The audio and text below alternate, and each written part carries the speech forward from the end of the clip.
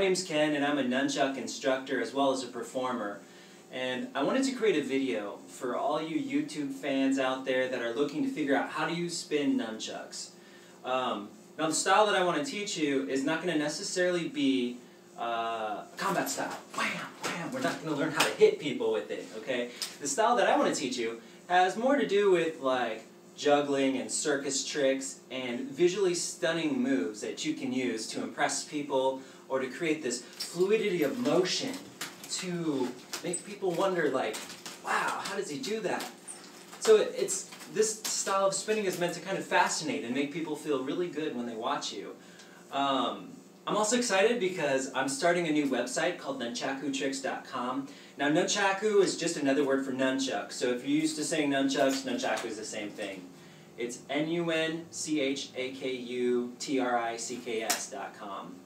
What I want to do right now is, I've seen a lot of videos on YouTube, but I haven't really seen too many full-length class videos, so what I wanted to do was create a 30-minute class perhaps on how to spin these things, the very basics, and then on nunchakutricks.com, every week on Wednesday, I'm going to release a new video that will help you move along. If you're already an experienced nunchuck spinner, you can also come on and you're going to find some of the more advanced tutorials, kind of like how to do the infinite X catches, throws, all different kinds of really cool combinations, like underneath the arms and spinning it through.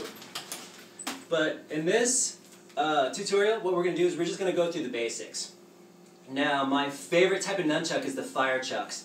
But if you're new to nunchucking, probably the best thing to start with are these foam nunchucks, okay? What I've done was I just bought these foams and then I took some electrical tape and I created just kind of a swirl design just because it shows up a little bit better as I'm spinning them. Kind of creates a little bit more of an illusionary pattern than if it was just a standard nunchuck. There's all different kinds. You can start with oak. There's fire chucks, of course, which are my favorite. These are probably some of the most heaviest nunchucks you can get, especially with the weighted ends, excuse the Kevlar here, especially with the weighted ends after you soak them. What it's going to do though is it's going to create more momentum. So as I'm spinning them around, the more that I spin these things, the easier it is for it to keep the momentum gliding because the weighted tips just kind of swing it through. So we have those. We also have, for instance, flow chucks from Flow Toys. These are nice. These are extremely lightweight. The balancing point's a little bit different than most chucks, so we'll cover balancing point very soon. I think the most important thing, though, is when you're first starting out with nunchucks, you could go oak, and that's perfectly okay. Just be really careful, because one thing that dissuades a lot of people from really learning these things is injury. And if you're spinning oak nunchucks, and say you're learning a tuck, and you clip that part of your elbow right there, after a few times it's going to really hurt. Really badly. Trust me, this is off experience. The way that I would highly suggest that you learn this is actually to have, well, I mean, my end goal again is using fire nunchucks, but for you, you could start with these and then either move to oak once you get the planes, the spacing down so you don't hit yourself. So get it with this, and then also have another pair, oaks, fire nunchucks, glow chucks. Glow chucks would be good for training too. They're extremely lightweight. They're not too hard on you at all, like if you hit yourself. But again, I recommend these the most to start with, because if you hit yourself in the face, bam, you're not going to hurt yourself. But if you have an oak one, you might be taking a nice little nap on the floor for a little bit. Alright, so with this, let's get started with nunchuck basics. Now, if we're talking about performance style nunchucks, you're almost always going to hold it up by the chain. You may wonder, well, how high do you hold it? One of the easiest way to find out where exactly you might hold it is you try to find out where it balances. This is the balancing point. Take 2 fingers, figure it out, just hold it up here. The balancing point is basically kind of like the center line of a staff. If you think of a staff and there's a center point, this is kind of where you're also going to want to hold it, right about here. If you have longer chucks, the balancing point may be down here. Most often it's up here, but as you get really good with nunchucks, or familiar I should say, you're going to realize that if you're grabbing below the balancing point, it's going to create a different feel. If you grab above it and you do some throws, it may actually cause it to wobble in the air. So first thing you want to do is find your balancing point, like so. And then you're going to take your grip and you're just going to put it right in the center of there. This is a good, solid fallback for whenever you want to figure out where to grip. Now, there's two different kinds of grips. We're going to just like get straight into the techniques because I think that's the most fun, and even like a little bit of tips, but I definitely want to cover this here. This is called a front grip. The easiest way to tell is the front grip, if you stick your thumb up, it's going to point towards the chain, okay? Front grip, there's more space up front than there is in the back. You have about this much space in the back, all this space in the front. A front grip. A back grip is the exact opposite. If you stick your thumb up, it should point up to the shorter end of the stick. It also would be pointing towards the wick. A back grip is just basically kind of like the backhand in martial arts. Bam! You know, if you hit someone like that, it'd be the same thing with the chuck. Or if you see those scary movies where they got the knife and like, ring, ring, ring, like that, it's like back grip. You like my sound effects? So, front grip, back grip. In most of the cases, we're going to be working with the front grip. So I just want you to kind of take heed and note that. Great. So let's start with some tricks. So there was a lot of moves with nunchucks. And I think that's part of what dissuades people is as you're looking online, there's often like not a whole lot of step-by-step, well, okay, I learned this move, now what do I do? Where do I go next? So what I'm hoping to do with these subsequent videos is to kind of create a path to help you along your way. I'm going to start with just a few moves here, some of the most basic moves, and as the videos go on and on, we'll just keep adding more to it and more to it.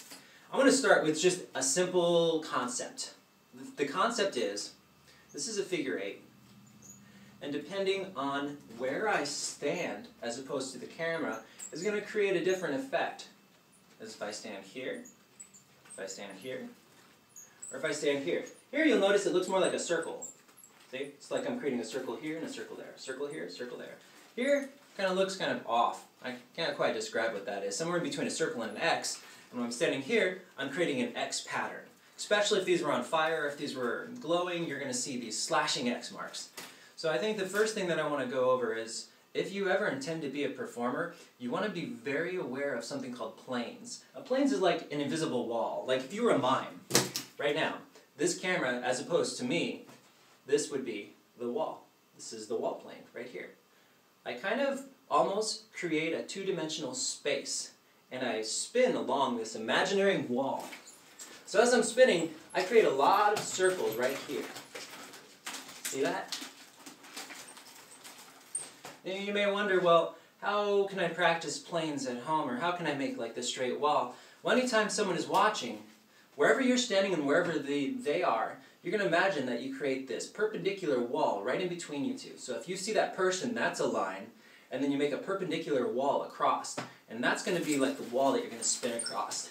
If you're wondering how to get it straight too, you can actually practice against real walls. When you're at home, say you're just practicing this upward swing, if you stand against the wall at home, you can just practice moving your hand up and down, trying to keep it as flat as possible. As you'll notice as you go up and down, you're actually going to have to adjust some of the angle a little bit from here to here. Actually requires a different type of a swing, and it's very subtle.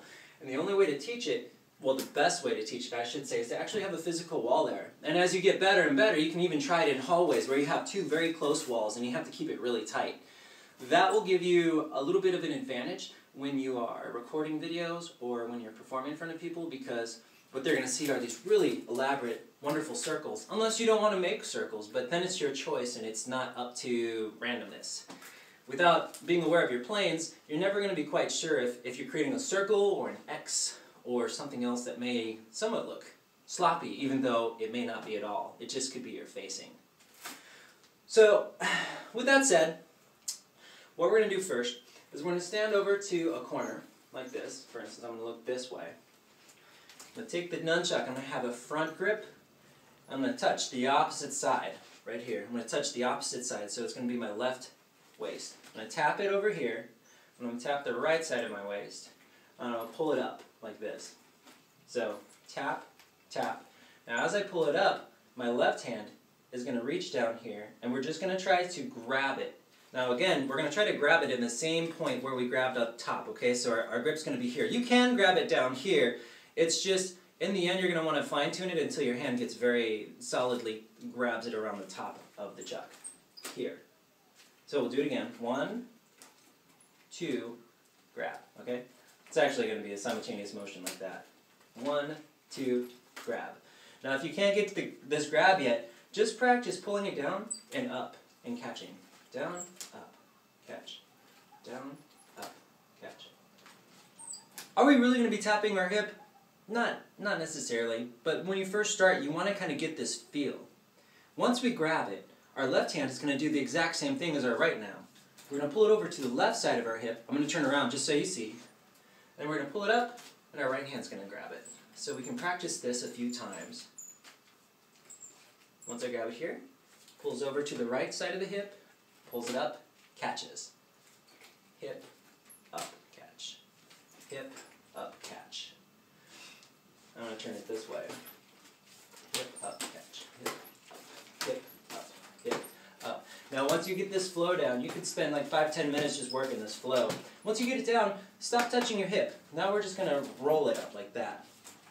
See that? And the way we roll it up is we just don't keep it close to our hip. We just pull it out, and as soon as rotation is going horizontally, we pull it up vertically, and our hand catches. Now it's like this.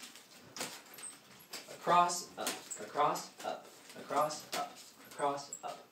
Now there's one more trick to this move, and that is if you are performing once again, you can add an extra rotation as you're going up. So it'd be across, up, across, up. Why? Because more circles look better. That's why. If you're spinning fire, you have circle, circle, circle. It just has a very pleasing effect to the eye because it looks like you're pulling a circle up before you grab it, and then you switch sides. Like that. So now we have this move, and you may only be about this far in it, and that's perfectly okay. Just keep working it until you feel more comfortable and you can put in those spins. Let's say you grab it here, but you don't necessarily want to keep pulling it in the same direction. Now we're going to start working the other direction. So we grab it, but this time our right hand or our left hand, which grabs it, is not going to actually pull it over like this, like we were doing.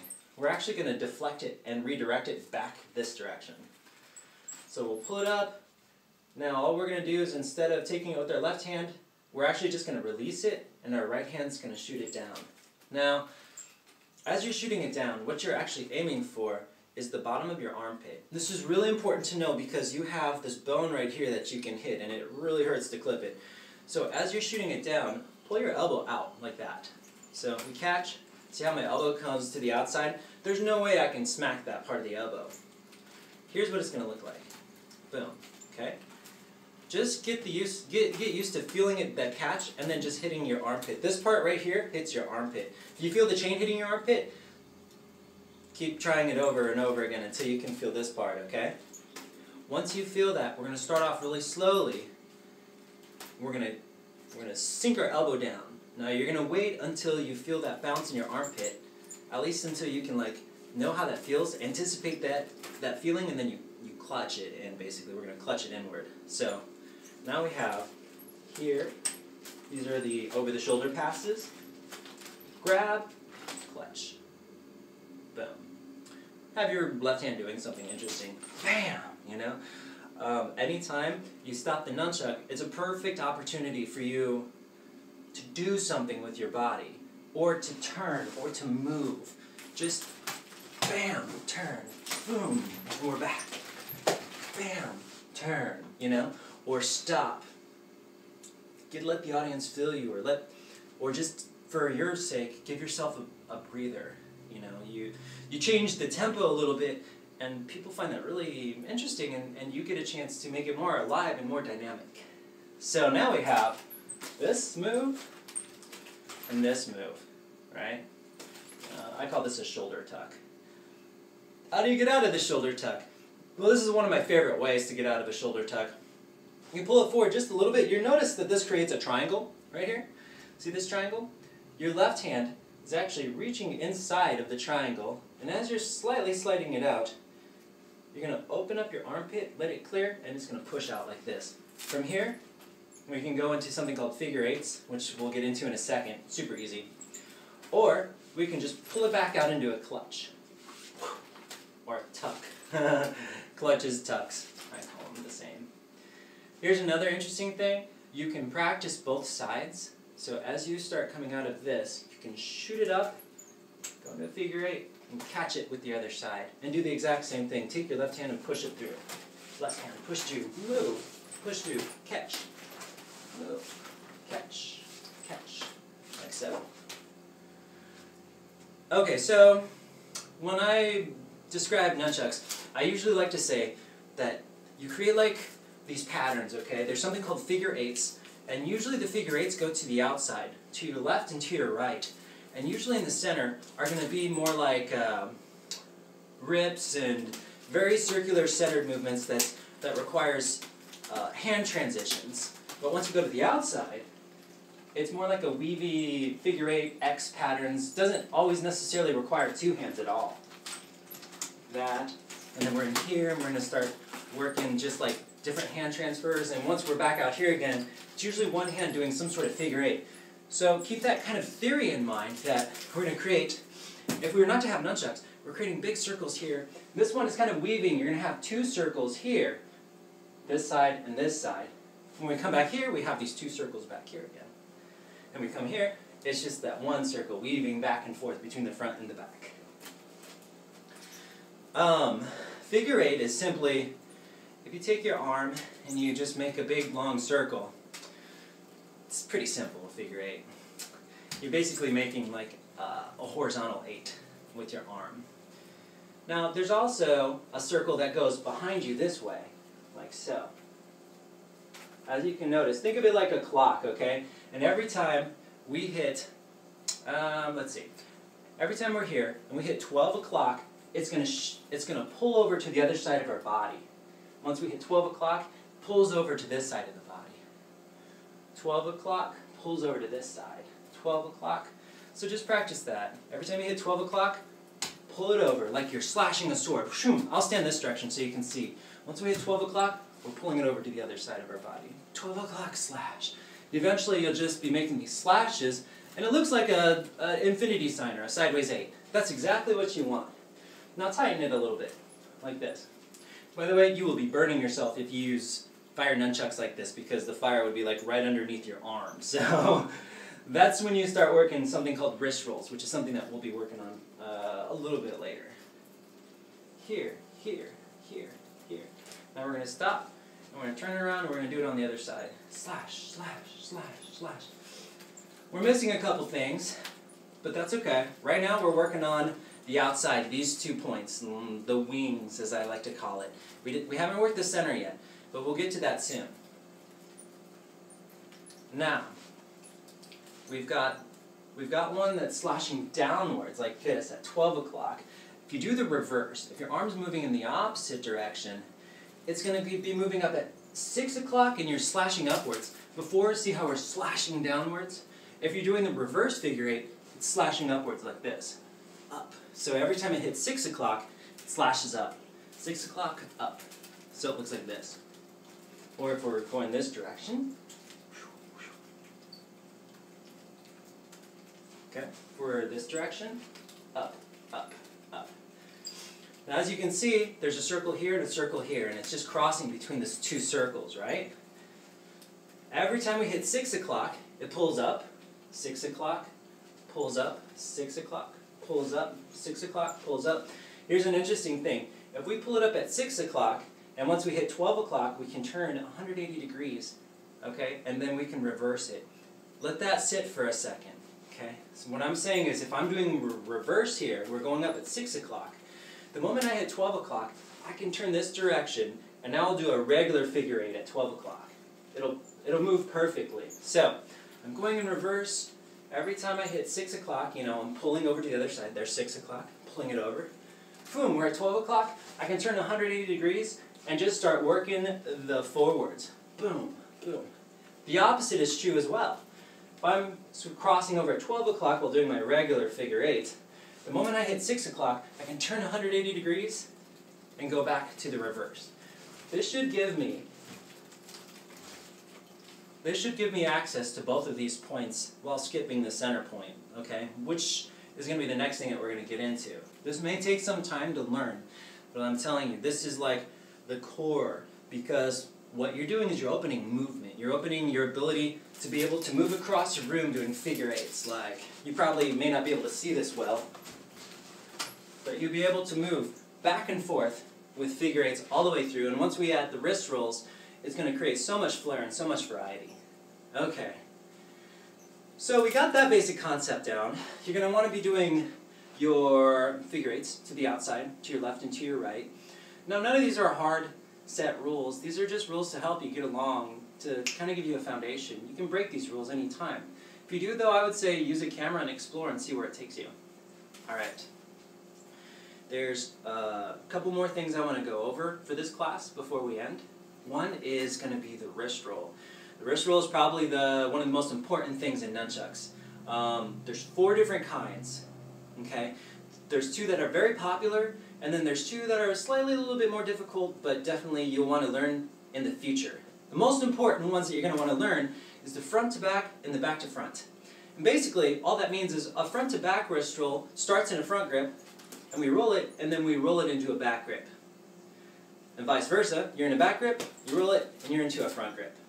So, you're going front to back, or back to front.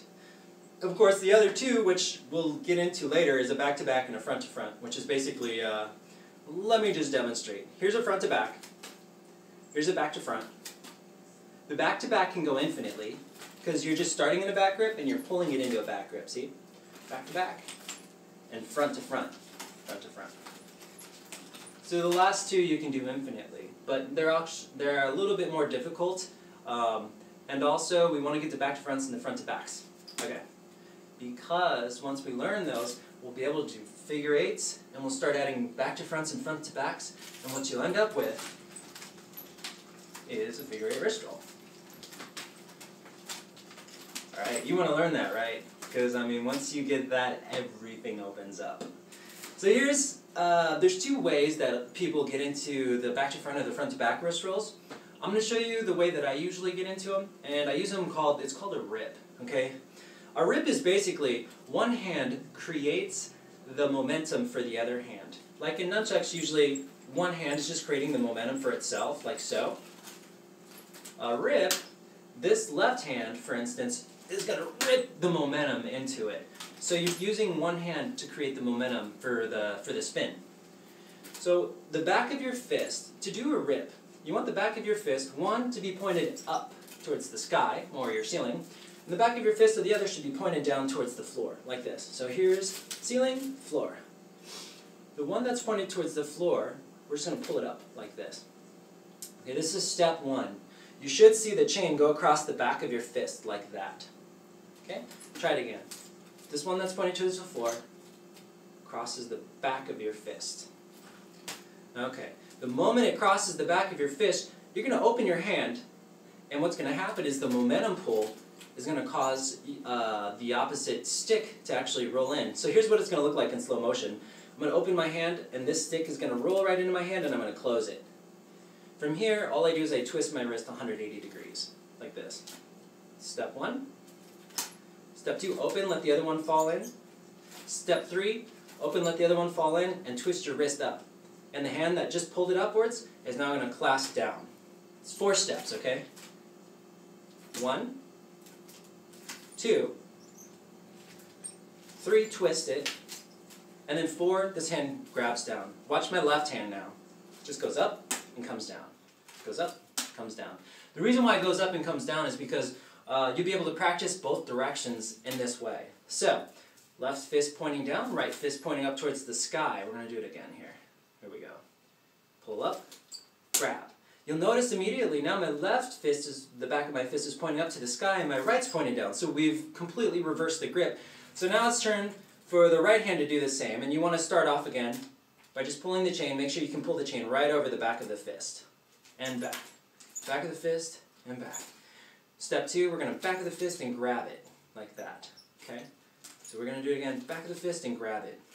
This is probably the hardest part. I will say, like most people when they do the wrist roll at first, they reach for it, don't reach for it. Let the chuck spin in your hand. There should be practically no movement.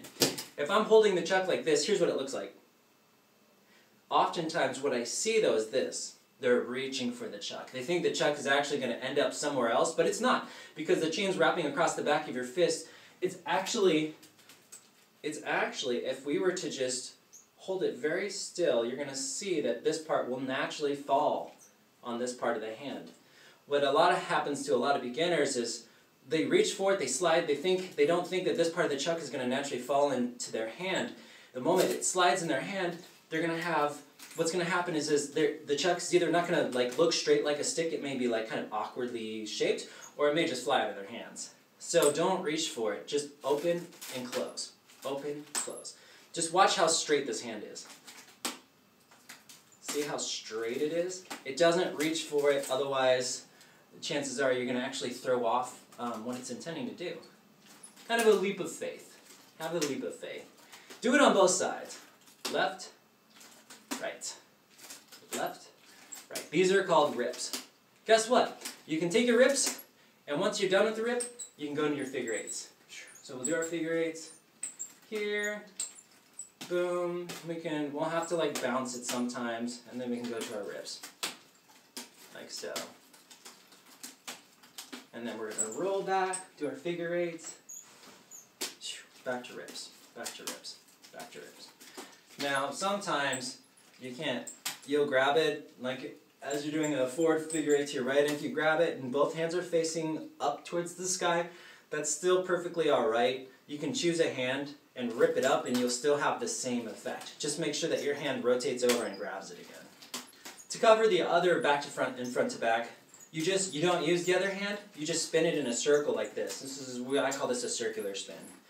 Essentially what you're going to do is you're going to move your hand in the way of the chain. Once it's about 12 o'clock, you're going to move your hand in the way of the chain and it's going to do a wrist roll automatically. So look, like that. The only problem with this move that I find is it's kind of tricky to keep the momentum going. Like with the rips, it stops and you can redirect. In this one, you have to find a way to redirect, and we haven't quite gotten to the figure eight wrist roll yet. So what you can do is, once your hand goes up to 12 o'clock and you do the roll, see if you can just keep it spinning like that. And then try it with the other hand. Once it's about 12 o'clock, your hand opens, kind of moves slightly into the way, like this. Right now my hand's this way. Opens, grabs, then we're going to spin it backwards. Once you're in back grip, you're going to have to reverse it, okay? Here's what I mean. If we're doing a front grip here, and we're going counterclockwise with right hand clockwise, we do the roll, we have to stop it for a second, and then we have to redirect it in order to go back. Like that. With rips, we didn't really have to do much because the hand grabs it and it automatically redirects it. But with these one-handed ones, which you may find easier, some people find rips easier, some people find this easier. It's totally up to you, whichever one works best for you. But essentially what you're going to want to do is be able to roll it through your wrist, both hands, both directions. And next video, maybe we can get into the figure eight wrist rolls. That'd be great. So again, right now, just practice your figure eights here, rotate it, figure eight here. As we're doing a reverse figure eight, we can bring this into effect. Boom, boom, boom, catch, clutch, boom, hand goes through, boom, and all of a sudden we're doing our figure eights again, and we can move with it, boom, boom, catch, rip, rip, rip. That's all we got right now. But as you can see, it's like we got a really good foundation to start with, and we are going to build off that like crazy, and you're going to end up with all these really awesome combos. Now, if you have any more questions, please feel free to send me a message. My name is Ken Hill, of course. Visit the website, www.nunchakutricks.com. It's going to be your resource to learning these things from beginner to advanced. And again, send me a message, drop me a line, let me know what you think. Happy chucking.